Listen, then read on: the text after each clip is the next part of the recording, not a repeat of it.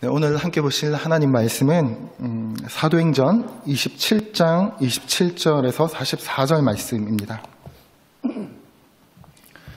네, 사도행전 27장 27절로 44절 신약 성경 236쪽입니다.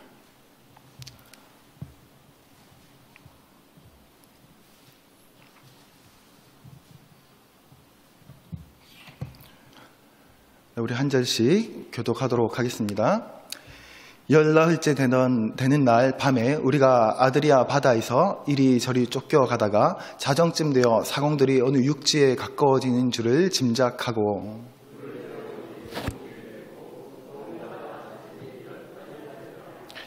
암초에 걸릴까 하여 고물로 단 넷을 내리고 날이 새기를 고대하니라.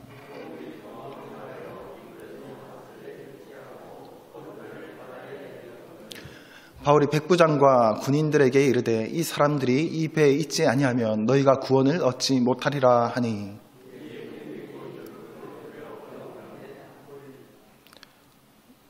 날이 새어가매 바울이 여러 사람에게 음식 먹기를 권하여 이르되 너희가 기다리며 먹지 못하고 줄인 지가 오늘까지 열나흘인즉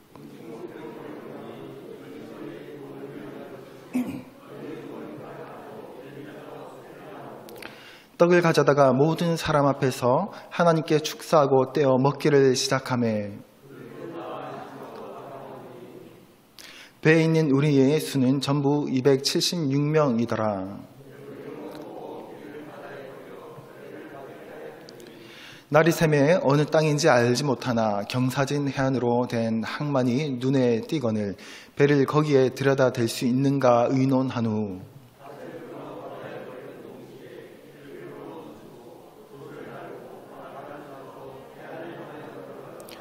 두 물이 합하여 흐르는 곳을 만나 배를 걸매 이 물은 부딪혀 움직일 수 없이 붓고 그 물은 큰 물결에 끼어져 가니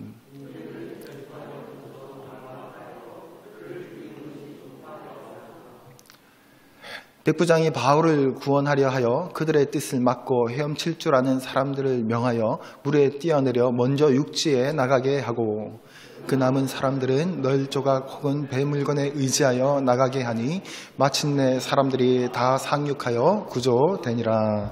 아멘. 할렐루야. 네, 명절 마지막 날인데요. 수요예배에 나오신 성도님들 환영합니다. 오늘은 제목이 풍랑 속 바울의 신앙입니다. 오늘 제목과 같이 오늘 말씀 속에서 하나님 앞에서 풍랑 속에서 또 어떤 일이 펼쳐질지 모르는 우리의 인생 길 가운데서 어떤 신앙을 가지고 어떤 자세로 우리가 하나 주님을 바라보아야 할지 우리가 함께 또 깨달음이 있는 시간들 되면 좋겠습니다. 오늘의 본문은요, 우리가 지난 수요일에 이어서 바울이 타고 있는 배가 북동풍 유라굴로를 만나서 큰 풍랑 가운데에서 방향을 잃고 이제 여전히 표류하고 있는, 그래서 생사의 그 기로에 서 있는 그 상황입니다. 유라굴로라는 강풍에서 이제 두려워하고 죽을까봐 전전긍긍하는 많은 사람들 앞에서 사도 바울은 선언을 했습니다. 너희들은 죽지 않을 것이다. 너희 중에 아무도 생명에는 아무런 손상이 없을 것이다. 라고 사도 바울의 선포가 생각나십니까? 오늘 이 여러 가지 상황들이, 오늘도 이 배 풍랑 속에서 여러 가지 상황들이 등장할 텐데요. 우리가 오늘 기록된 이 급박하고 위험천만한 상황을 이해하는데요. 이 선언이 있은 후에 금방 풍랑이 멈췄더라, 혹은 그들이 바울의 선언 이후에 금방 다 구원을 받았더라라고 이제 기록하고 있지 않다라는 것. 벌써 한 주간이 지났죠. 그런데 이 기록상으로 보면 거의 2주간의 시간이 흐르는 거죠. 바울의 선언 이후에 그 2주의 시간이 가까운 그 시간 동안 여전히 풍랑 속에 바다에서 방향을 잃고 지내고 있는 상황이다라는 겁니다. 이것을 염두에 두고 읽는다면 이 본문을 보면 이 배를 타고 있는 승객들, 선원들의 마음을 좀 더 잘 공감하고 이해할 수 있지 않을까 하는 생각들을 하게 됩니다. 오늘 27절에 보니까요, 열나흘째 되는 날 밤에 바울이 선언하고 괜찮다 하나님께서 아무도 이 배에 있는 생명을 손상을 가져오지 않게 될 것이다 라고 하고 난 후에 14일째 되는 날 밤에 우리가 아드리아 바다에서 이리저리 쫓겨가다가 자정쯤 되어 사공들이 어느 육지에 가까워지는 줄을 짐작하고, 그러니까 2주간이나 이 시간이 흘렀다라는 겁니다. 바울의 희망 섞인 선언 후에 2주나 지난 지금 여전히 풍랑 가운데 있는 이 사람들을 이제 오늘 우리가 만나게 되는 겁니다. 27절에 보니까요, 그리고 이들은 이제 배가 육지를 향해 빠르게 가까이 접근하고 있다라는 것을 깨달았습니다. 짐작했다라고 기록합니다. 아마도 저 멀리서 이제 파도가 이제 그 해변가에 이렇게 바위 같은데 부딪히면 이제 부서지잖아요, 그렇죠? 파도가 이렇게 착 하면 착 부서지는 그런 모습들을 아마 보았던 것 같아요. 저 멀리서 파도가 부서지는 해변가를 아마 이제 짐작했던 것 같습니다. 이제 조금만 더 가면 육지라는 것을 짐작할 수 있었던 거죠. 이제 이들이 육지가 가까워 왔다라는 그 안도감과 함께 조금만 더 버티면 우리는 살 수 있을 것이다 라는 희망 속에서 지금 자신들이 할 수 있는 일들을 생각했을 겁니다. 그래서 성경을 보면요, 한밤중이어서 어두워서 제대로 앞을 볼 수 없는 상황이었기 때문에 아마 배가 암초라도 혹시 걸릴까봐 점점 이제 육지에 가까워지고 있었으니까 암초나 뭔가 배 밑바닥이 배의 깊이가 물에 바다의 깊이가 얕아지고 있을 거다라는 짐작을 하고 걸릴까봐 아마 날이 밝으면 배를 안전하게 해안의 육지로 대기 위해서 성급하게 막 움직이기보다는 날이 밝기를 기다리는 것을 선택을 합니다. 아주 전문가다운 선택이죠.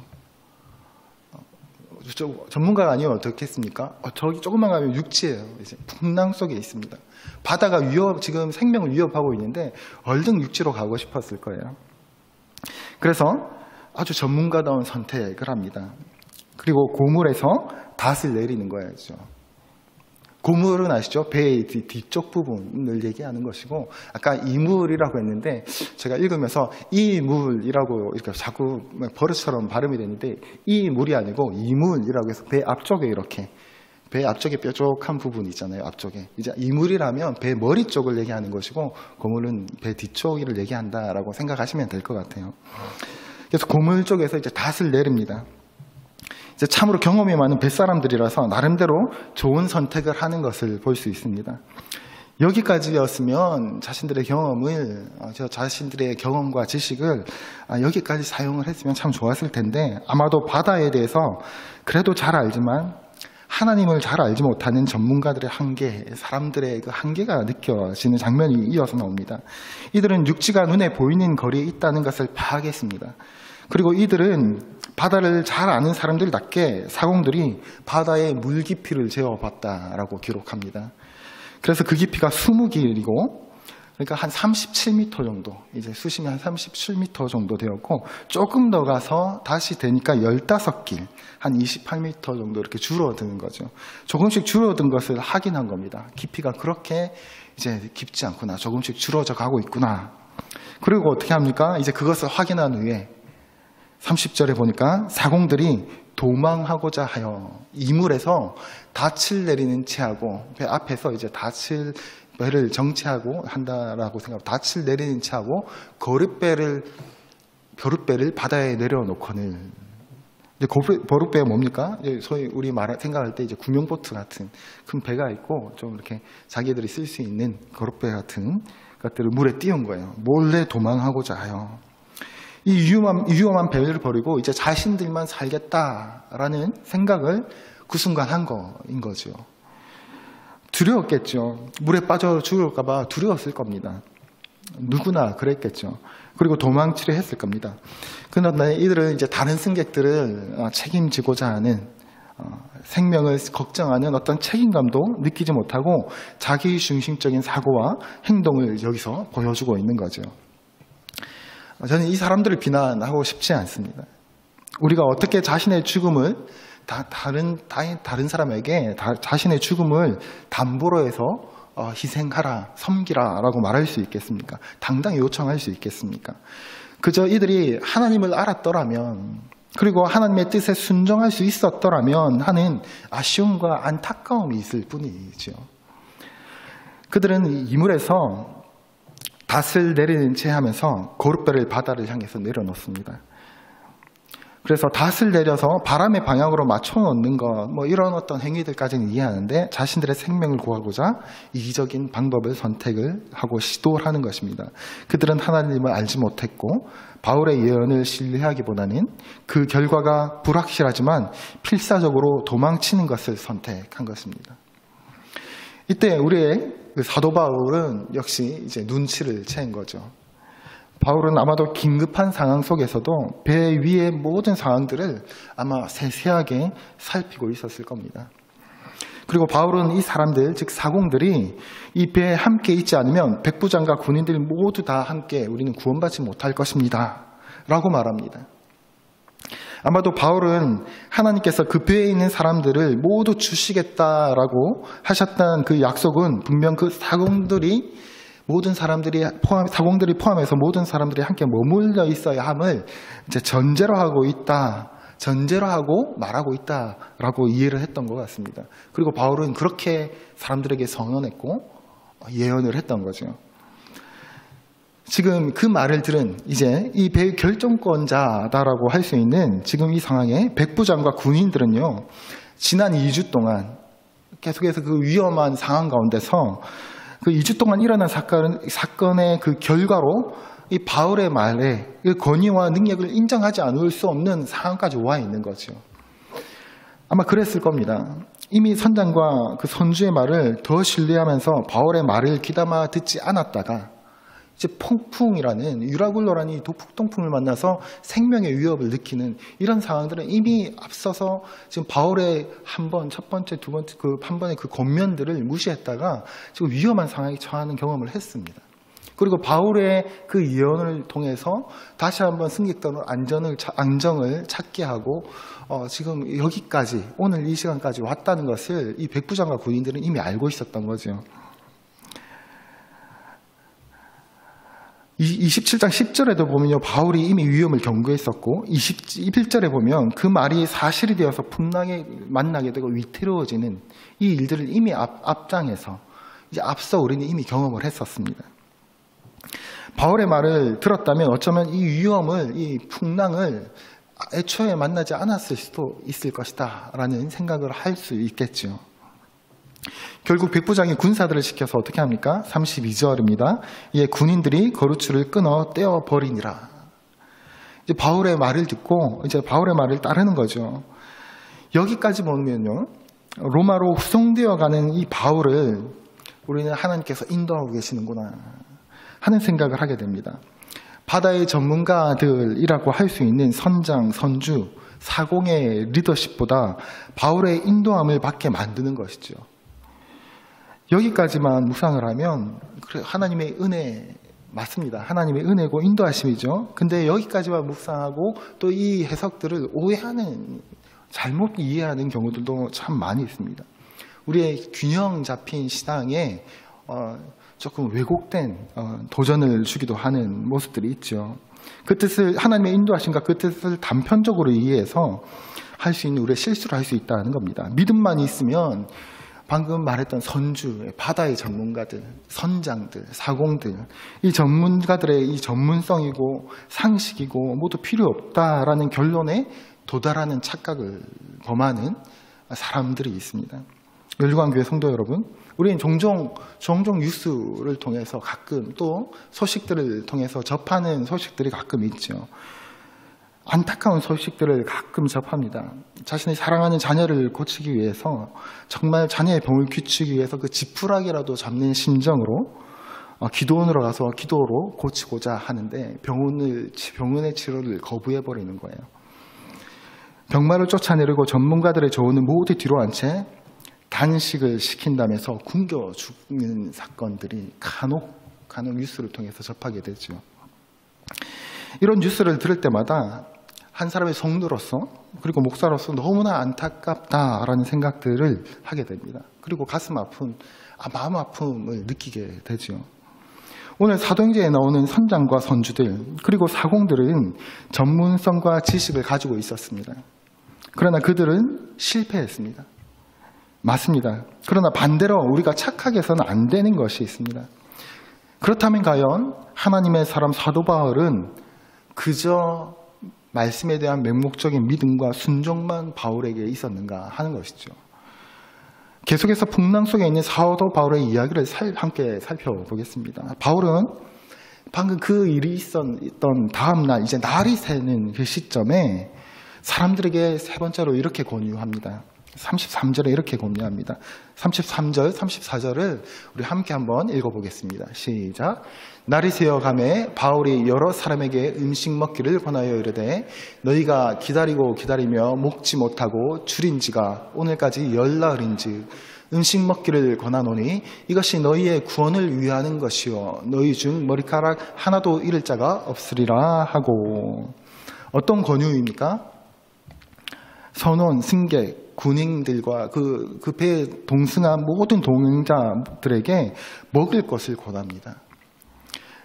갑자기 사원들의 어떤 사건이 있다가 갑자기 뜬금없이 왜 먹으라고 하는가라고 생각할 수가 있는데, 바울은 역시 수많은 경험과 전문성을 볼 수 있는 장면이기도 합니다.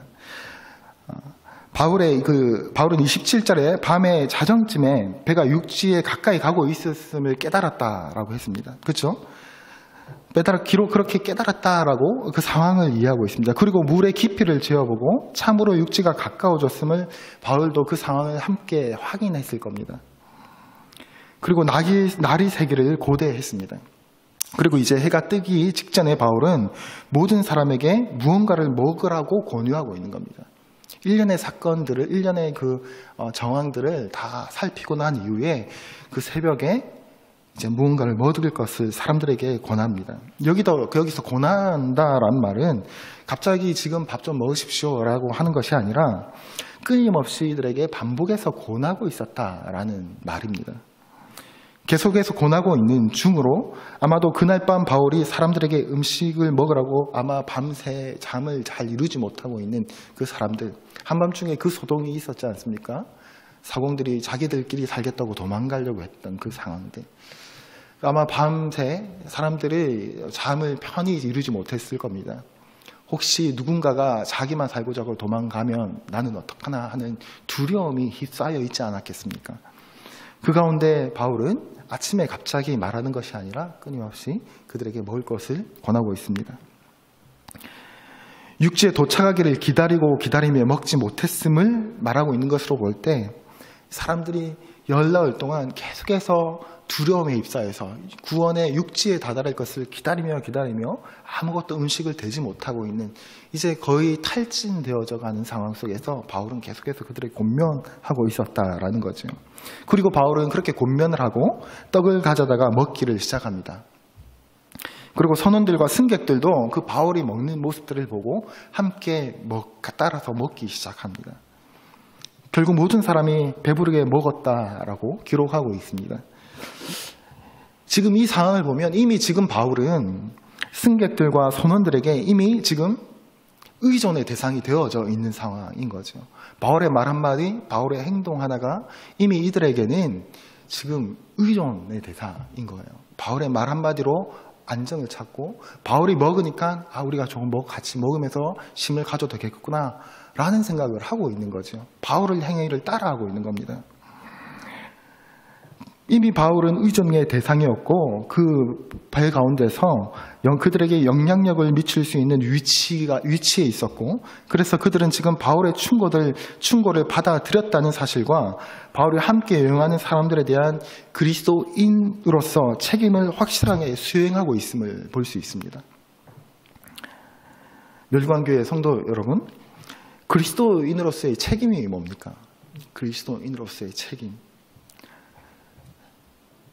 저는 교회 사역을 하면서 이제 섬기는 청년들을 보면서 다른 여러 가지 성도님들도 다 중요하지만 소그룹 리더의 자리를 아주 중요하게 여깁니다. 리더라는 말을 아주 중요하게 여깁니다.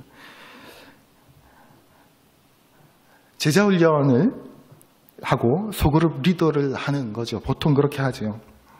그러나 끊임없이 강조하는 것이 뭐냐면 제자 훈련이 끝났기 때문에 리더를 하는 것이 아니다라는 겁니다. 소그룹 리더를 하는 것은 제자 훈련의 연장선상에 있는 훈련의 과정이다라는 것을 잊지 말아야 한다라고 강조합니다. 리더를 하고 있는 것도 다 배워서는 자격을 갖추었기 때문에 리더를 하는 것이 아니라 훈련이 계속 필요하기 때문에 훈련을 하는 것이다 라는 거죠. 제자 훈련은 곧 리더 훈련이다 라고 할 수 있습니다. 그래서 그 자질이라고 한다면 단순히 성경적 지식이 많이 아는 것 필요하겠죠. 그러나 단순히 그것보다도 얼마나 공동체성이 있는가, 공동체를 사랑하는가, 그리고 섬길 수 있는 성품이 준비되어 있는가 하는 것들이 아주 중요하게 여겨진다는 것이죠. 그 훈련됨으로 우리는 세상에서 그리스도인으로서, 다시 말해서 크리스천 리더로서 세상을 살아가야 한다라는 겁니다. 소그룹 리더를 하고 제자 훈련을 하고 교회에서 리더를 하면 훈련을 다 했기 때문에 리더가 된다라는 개념이 아니라 세상에서 크리스천 리더로 살아가야 하기 때문에 교회 가운데서 그나마 하나님을 믿는 사람들 사이에서, 세상보다 더 쉽겠죠. 그래도 하나님의 이름을 앞에서 다 무릎을 꿇는 성도들이니까 그 앞에서 리더로서 훈련을 하는 거예요. 연습을 해 나가는 겁니다. 그래서 크리스찬 리더로서 세상을 살아가야 한다라고 말을 하는 겁니다. 우리가 그리스도인으로서 세상에서 살아가야 할 모습이 어떤 모습입니까? 라는 질문을 받는다면 저는 이렇게 대답할 것입니다. 소그룹 리더와 같은 자세로 직장의 동료들과 가정의 자녀와 배우자와 부모님을 대하라고 말할 것입니다. 결혼할 때 저희 어머니께 부탁을 드렸었습니다. 어머니께서 아주 웃으시더라고요. 저희 어머니께서 교회에서 그 구역장도 하시고 또 부서에서 계속 오래도록 봉사를 계속 하셨습니다. 그래서 제가 갓 청년이 고등학교 때도 갓 청년이 졸업했을 때도 집에 어머니께서 맡고 계시던 아이들 막 집에 가서 데리고 와서 재우고 막 이런 모습을 항상 보면서 컸습니다. 그래서 너무나 잘 알죠. 우리 어머님은 너무너무 교회 그 순원들과 또 교회 자녀들을 너무너무 사랑하며 섬기고 있다는 걸 너무 잘 알고 있었습니다. 그래서 어머니께 결혼하면서 며느리를 며느리로 여기지 말고 딸로도 여기지 말고 순원과 같이 여겨달라고 교회의 리더의 마음을 가지고 순원과 같이 여겨달라고. 그러면 아무런 문제가 없을 것 같은 거예요. 그랬더니 어머니께서 얼마나 웃으시던지, 어머님은 지금도 여전히 딸같이 여기겠다고 주장하시는데 저는 계속해서 순원과 같이 여겨달라고 구역원과 같이 여겨달라고 부탁을 하고 있습니다. 우리가 살아가야 할 모습이다라는 거죠. 세상 리더라는 것은 특별한 사람들의 모습으로 살아가야 할 자세가 아니라 우리가 세상에서 그리스도인으로서 어떻게 살아가야 하는가, 하나님 알지 못하는 그들 사이에 끼어서 우리는 교회의 리더와 같이 살아야 합니다. 먼저 다가가고, 속썩이면 교회 순원들에게 어떻게 하십니까? 저 기분 나쁘게 하면 너 우리 구역 하지 마, 뭐 이렇게 하시나요? 먼저 연락하고 다가가고, 또 새 가지고 오면 어떻게 합니까? 적응하게 먼저 다가가고, 혹시라도 오해할까 봐 말 조심하고, 그런 가운데 예수님 잘 믿도록 섬겨보려고 모든 지혜를 동원하고 수고, 시간을 투자하고 마음을 쓰지 않습니까? 그것이 그리스도인의 모습이다라는 거죠. 오늘 바울의 모습에서 우리는 영성과 건전한 분별력, 그리고 믿음과 행위를 결합시킨 아주 균형 잡힌 신앙이 무엇인지 오늘 바울의 모습 속에서 발견할 수 있습니다. 사도 바울은 하나님께서 배에 탄 생명들을 다 주실 것이라는 약속을 지키실 것을 확실하게 믿었겠죠. 그리고 산전수전 다 겪어서 다루기 힘든, 그러면서 하나님을 알지도 못하는 그 사람들 앞에서 감사의 기도도 드립니다. 축사도 하죠. 음식을 가지고. 그러나 우리가 또 하나 기억해야 할 것은요, 바울은 하나님을 신뢰하고 경건한 모습을 갖추고 분명히 그 모습들을 가지고 있었죠. 그렇지만 그 모습을 가지고 있다고 해서 배가 겨울에 항해하는 위험을 감수해서는 안 된다라는 것을 무시하지 않았습니다. 사공들이 도망가지 못하도록 해야 한다거나 또 굶주린 선원들과 승객들을 살아남기 위해 음식을 먹여야 한다거나 아니면 오늘 본문 이후에도 나옵니다. 해변에서 불을 계속 지피기 위해서. 왜요? 불을 지펴야 사람들이 따뜻하게 생존을 유지할 수 있으니까요. 계속해서 불을 계속 지피기 위해 나뭇가지를 모아야 한다거나 하는 이 일들에 관심이 없거나 아니면 우리의 삶과 우리의 생존에 대해 그러한 것들이 필요하다는 것을 알지 못하는 사람이 아니었습니다. 우리는 바울의 이 모습을 분명히 기억해야 합니다. 바울이 하나님의 예언을 했다라는 것만 기억해서는 안 됩니다. 바울이 하나님의 음성을 듣고 나서 하나님을 알지 못하는 사람들 사이에서 바울이 어떻게 말하고 행동했는지 우리는 분명히 그 모습들도 발견하고 기억해야 한다라는 겁니다.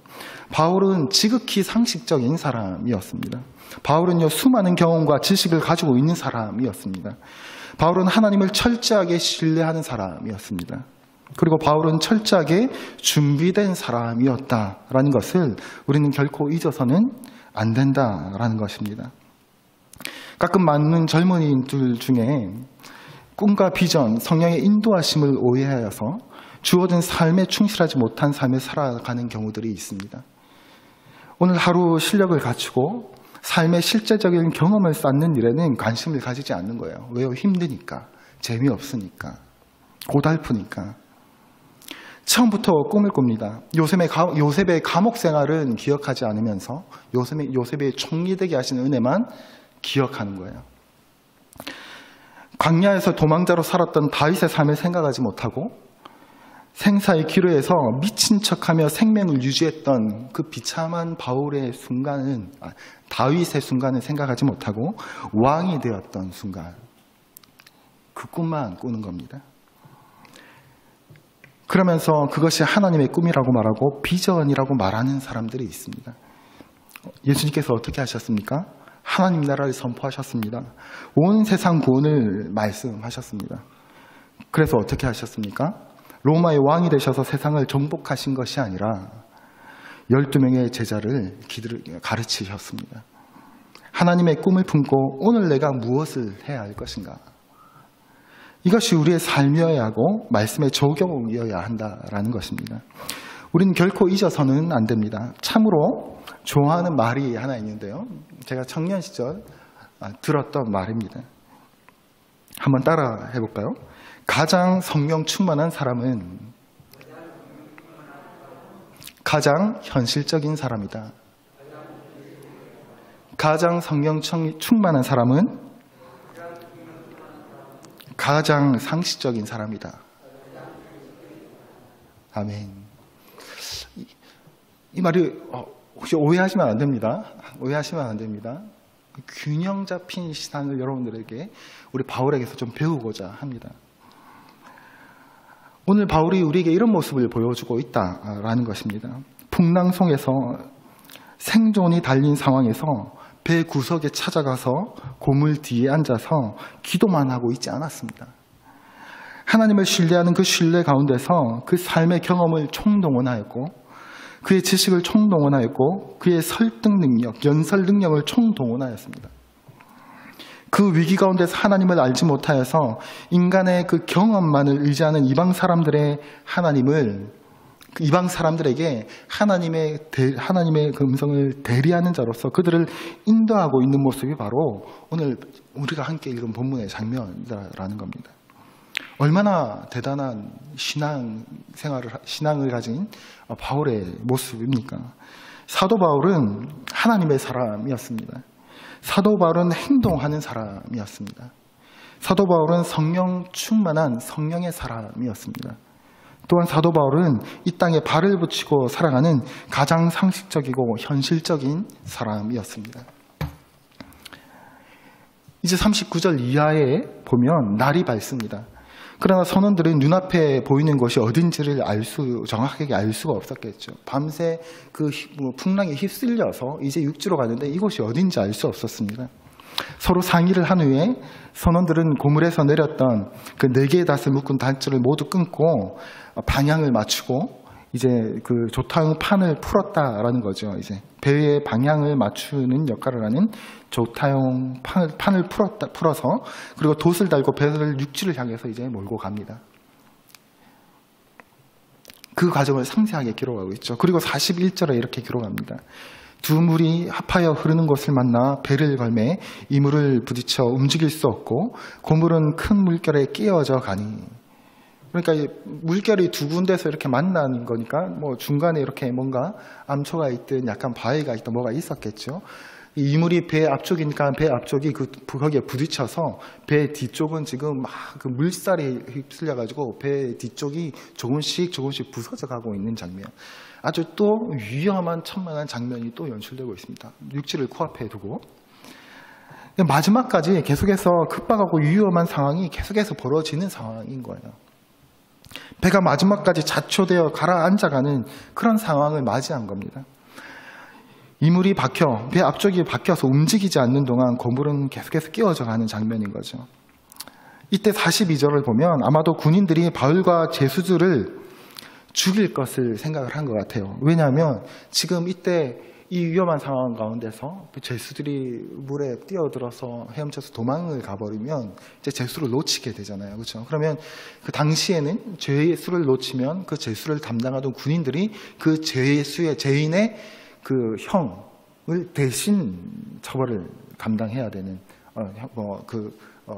해야 됐다고 합니다. 그러니 끝까지 책임주에서는 이 제수라 탈출하여 도망가기보다는 아예 그냥 죽이는 것이 자기의 책임을 다하는 것이죠. 그래서 아마 죽이려고 행동을 취하려고 하는 순간이었던 거죠. 군대 용어로 이제 선조치 후 보고를 하려고 이제 군인들이 생각을 했던 모양입니다. 이때 또 한 번의 하나님의 섭리하시는 인도를 보게 됩니다. 하나님 한 사람도 생명에 손상이 없을 것이라는 하나님의 예언이 바울을 통해서 선언되었던 예언이 성취되게 하기 위한 하나님의 섭리인 거죠. 계속해서 바울에게 호의적이었던 백부장 율리오가 이제 바울을 구하기로 마음을 먹습니다. 어쩌면 이제 그 바울의 충고를 거부한 후에 폭풍을 만났기 때문에 결국 그 어려운 모든 상황을 경험했기 때문에 아마 이제 이 제수들과 또 선원들과 승객들이 다 같이 있지 않으면 모두 생명을 다 같이 구하지 못할 것이라고 했던 그 바울의 경고를 아마 기억했을 수도 있겠습니다. 그리고 백부장은 군인들이 바울과 제수들을 죽이는 것을 하지 못하도록 백부장은 명령을 하고 막습니다. 상식적으로 생각하면 모든 승객들이 백부장의 명령을 따랐겠지만 백부장이 육지로 헤엄쳐 가라고 한 것은 이제 군인들과 제수들에게 내린 명령이었습니다. 군인들이 이제 죽이려고 하니까 백부장이 명령을 해버리는 거예요. 그냥 백부장이 그 군인들과 제수들에게 빨리 이제 모든 그 승객들에게 다 바다에 뛰어들어서 헤엄을 쳐서 육지로 가라라고 명령을 하는 거예요. 그래서 바다에 가에 이렇게 바다에 좀 뜰 수 있는 그런 어떤 여러 가지 그런 어떤 물건들, 장치들을 바다에 던지고 널빤치나 이런 것들을 다 바다에 던지는 거죠.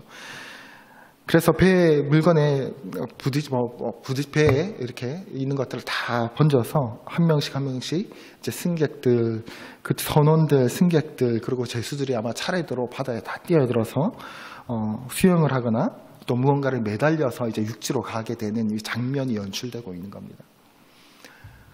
그 2주간의 그 풍랑 속에서 위험 속에 휘말려 있다가 드디어 오늘 여러 가지 사건을 겪고 다시 이제 육지로 다 뛰어들어서 이제 육지를 향해서 나아가려고 하는 장면인 거죠.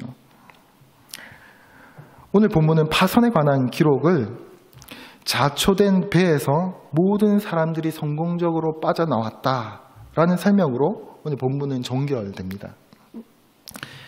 멸류관교회 성도 여러분, 광풍에 휩쓸리고 선원들이 자기만 살겠다고 도망갈 계획을 세우고 군인들이 제수를 죽이려 했는데도 모든 사람이 구조된 것은 하나님의 사람 바울의 믿음과 행동을 통해서 인도하신 하나님의 섭리라는 것을 우리는 오늘 본문 가운데서 볼 수 있어야 합니다. 바울의 그 균형 잡힌 신앙, 믿음, 하나님을 신뢰하는 그 믿음, 그리고 바울이 그간 배를 타고 전도 여행을 하기에 수많은 경험을 했던 자신의 삶의 수많은 경험들, 그 모든 것들이 사용되어져서 하나님의 구원하시는 계획이 성취되는 장면인 것입니다. 오늘의 구원은 분명히 하나님의 섭리이자 바울의 그 크리스천 리더의 면모와 하나님을 신뢰하는 바울의 믿음과 바울의 삶의 경험들이 어우러진 균형 잡힌 신앙을 통해서 베푸신 하나님의 구원의 은혜라는 사실을 우리가 기억했으면 좋겠습니다. 가장 성령 충만한 사람은 가장 현실적인 사람이다. 균형 잡힌 믿음으로 균형 잡힌 삶을 살아가는 2022년 우리 한 해가 되었으면 좋겠습니다. 그래서 우리 2022년 삶의 그 길목 가운데 어떤 풍랑이 일어날 때마다 그저 주저앉아 있는, 벌벌 떨면서 주저앉아 있는 그런 성도님들이 아니라 우리에게 주어진 오늘 내가 해야 될 일들, 그리고 나의 삶 가운데서 하나님께서 여러 가지 보여주셨던 하나님의 음성들과 인도하심을 떠올리면서 균형 잡힌 신앙의 모습들을 해나가며 하나님께서 주시는 풍성한 은혜를 받아 누리는 우리 멸류관교회 모든 성도님들과 가정들 되시기를 주님의 이름으로 축복드립니다.